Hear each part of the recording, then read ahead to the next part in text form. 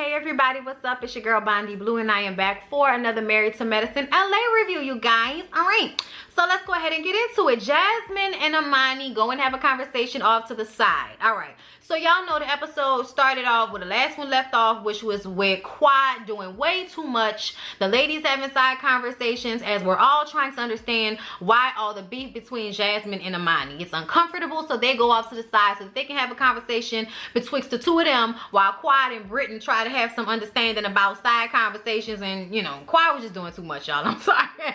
Too much. Jasmine wants to know, Imani, why are you so hard? Why are you like this? And Imani is like, there are a lot of things about my life that you don't know, okay? And basically saying, I don't trust people because my daddy abandoned me, girl. Like, I'm hard because I had to be hard. Because people I love didn't love me, okay? That's why. I'm like, well, that's a deep, profound reason for saying you got, you know, like a little ashy ass attitude or something.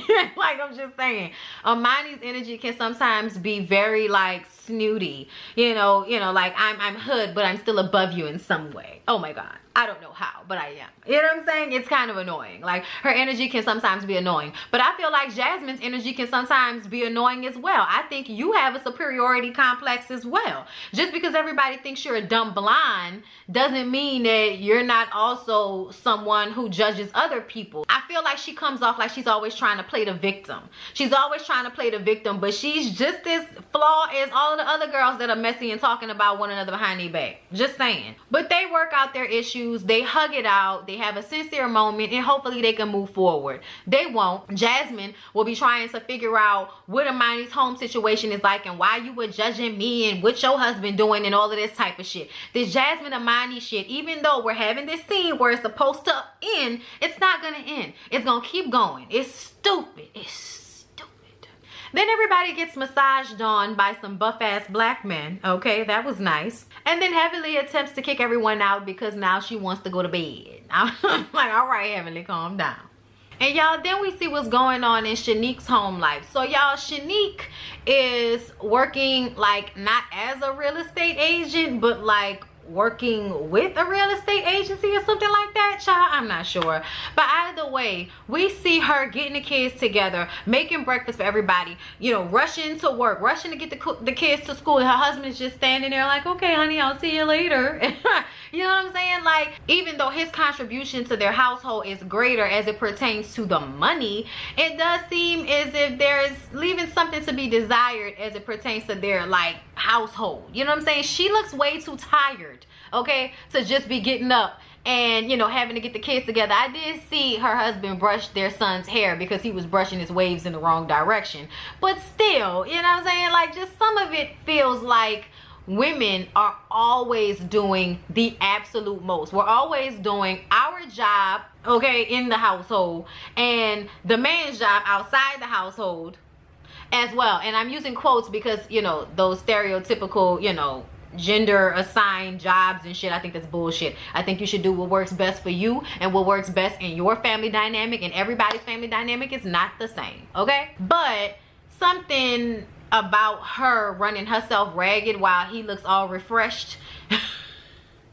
just made me mad. And y'all, then we meet Dr. Kendra and her husband at their home. Okay, y'all know she has her Chinese husband Hobart. Okay, they have their beautiful little baby. She's actually half Chinese. Is she half Filipino? Yeah, I can't remember. She's half Asian, okay, and half black, and he's half Asian and half Canadian. So they both Asian up in here, okay? They're just different mixes of it, which is beautiful, okay? They met each other when they were working as doctors, as physicians, as Dr. Kendra said. He cock-blocked until he got with her. You know, he wore her down. I think they've been married now for 3 years, and they have this brand new baby, and they're still figuring everything out. Even though she's an OBGYN, you know, once the baby is out of the cooch, whew, it's a toss-up, you know what I mean? So she's trying to get a handle on being a mother and a wife. You know, everything's kind of pretty new in her life right now.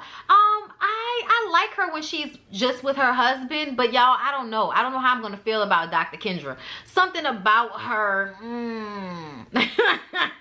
just, yeah, I don't know what it is, because I like her. I like her husband. They seem like, you know, a fun couple. They seem like they have a good time together, but something type A about her is gonna show through at some point, and I'm just waiting on it. You know, not a good type A quality, a bad type A quality. I'm type A, so you know. But I'm waiting to see. And then it's Britton's birthday, you guys.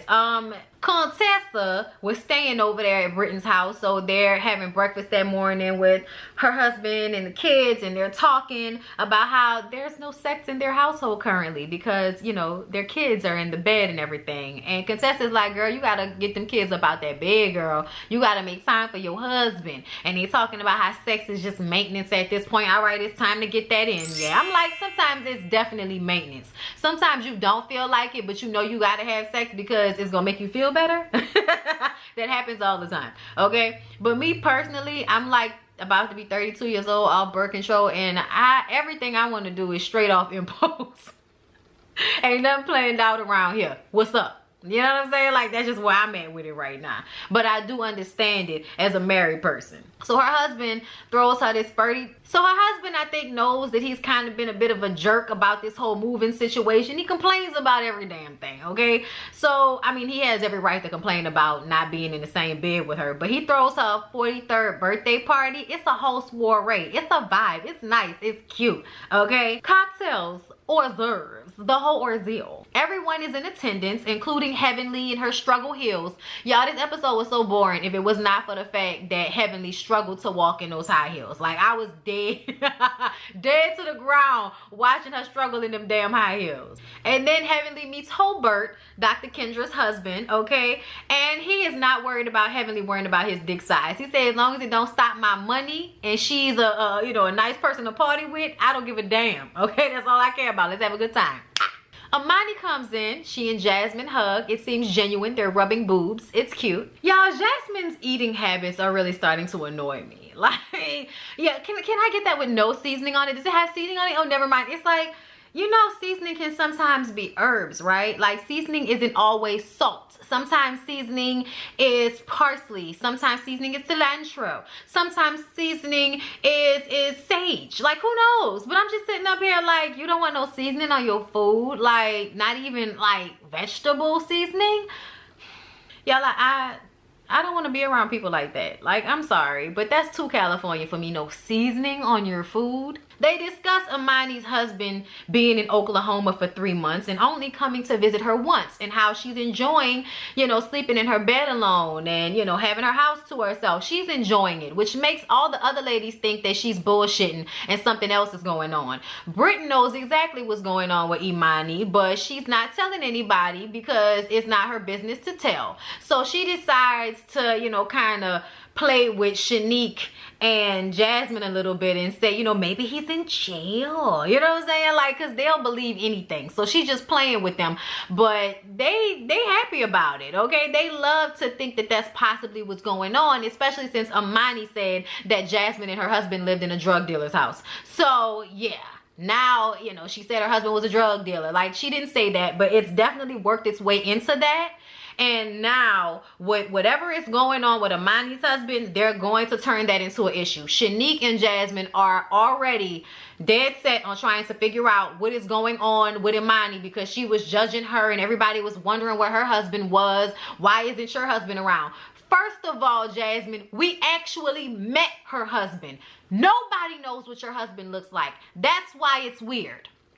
He can go away. They can be going through issues. They could be going through a divorce. Whatever the fuck they going through, it ain't none of your business. But it is not the same thing as us knowing who he is, seeing him, and us not knowing anything about what your husband looked like. I mean, what? Nobody's met him.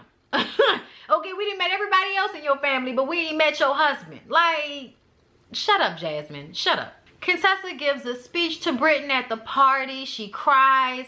Then everybody dances and, you know, has a good night. The next morning, the girls have brunch. And Quad tells Jasmine, you know, that she's doing good with her little concierge service here. But you know what she needs to do? She needs to, you know, get some toothbrushes and some toothpaste. She needs to get some flat irons and some, you know, curling irons and blow dryers and some waste baskets. I said she didn't have any waste baskets. I said, who doesn't have any waste baskets in the bathrooms. Like, what is that about? And Jasmine, you know, did want to take this a certain way and, you know, say y'all just complaining y'all didn't pay for nothing. But it's like, we didn't pay for anything, but bitch, you still need waste baskets in the bathroom, just so you know. And if you're gonna give a concierge service, you should definitely be giving the things that hotels give. I'm just saying, if I'm gonna pay to stay at your place, I'm gonna need for you to have everything I can get at a hotel or more. Okay? Just because you have a kitchen and in a really nice view does not mean you shouldn't have waste baskets in the bathroom. I'm just saying, y'all, isn't that weird? Is that not weird? It's weird to me. And then Heavenly makes a comment about, you know, judging Jasmine, thinking that she wasn't smart because she's pretty, which is so fucking ridiculous. There are so many pretty smart people. But I understand what she means. When somebody puts so much effort into their physical, it can sometimes make you think that there's an absence of mental power because all they're focused on is the physical. You know, Jasmine looks like she's had a nose job. You know, she looks like, you know, and she works out. She doesn't season her food. Everything is about how she looks and the physical of it all. You know what I'm saying? It's not about health, because if it was about health, then you wouldn't mind seasoning your food with some damn herbs. Okay, there are health benefits to herbs. Okay, whatever. But yeah, y'all, I understand, but still, it's like, shut up, Heavenly. So everybody starts to ask Imani what's going on with her. Is she okay? What's going on with her husband? You know, all of this. And Jasmine is hating because she feels like when everybody was questioning her about her man, it wasn't coming from this place of, are you okay? They were asking, you know, like, you know, just being messy and all in her business. And I'm like, because it's a different situation, Jasmine. Why do you refuse to see that? We still have not met your man. We met her man. Like, that's why. Because these are people who we're together. We saw them together. Like, it's a different type of situation, Jasmine. Why do you keep comparing the two? I thought you and Imani made up. Why are you still keeping the shit going? I feel like her doing this is her keeping the shit going. Is it just me? Then later, Britton and Imani go to dinner together and they talk about she and Phil. Apparently, she and Phil were in the same issue of essence for two different reasons. Okay, she was in there because of mental health. He was in there because he's a drug dealer now. Yes. He has a weed farm. Okay. He went in on a weed business and that's what he's doing out there in Oklahoma. That's fantastic. But it's so funny that your husband is actually technically a drug dealer. And this is what they say you said about Jasmine's husband. So Jasmine's gonna run this into the fucking ground. Okay. Like, she's gonna be throwing this in your face at every turn, which is probably why they haven't said anything to anybody. But I don't know if that's like the relationship issue or if this is just a business opportunity. I don't know. But either way, child, good for you. I love to see more African-American men involved in selling of marijuana legally. Because y'all love putting all us in jail and shit when it was illegal. And now that it's legal, y'all are only giving permits and access to white people. So yeah, fuck y'all. I'm glad that Phil is out there getting his money off this weed. Do that. So while Britton and Imani are talking, Shanique and Jasmine are talking about, you know, calling Imani out on her husband's whereabouts. And I'm like, how you gonna call somebody else out on where they husband at? Bitch, what you need to know for? Oh my God, y'all. I cannot. But I mean, I guess it got a little bit more entertaining towards the end, but I was bored, y'all. I was so bored throughout this whole episode. I felt like I just turned this review into something magical because the episode gave me nothing. And I was more entertained by giving the review than I was when I was watching the damn episode. That'll tell you something.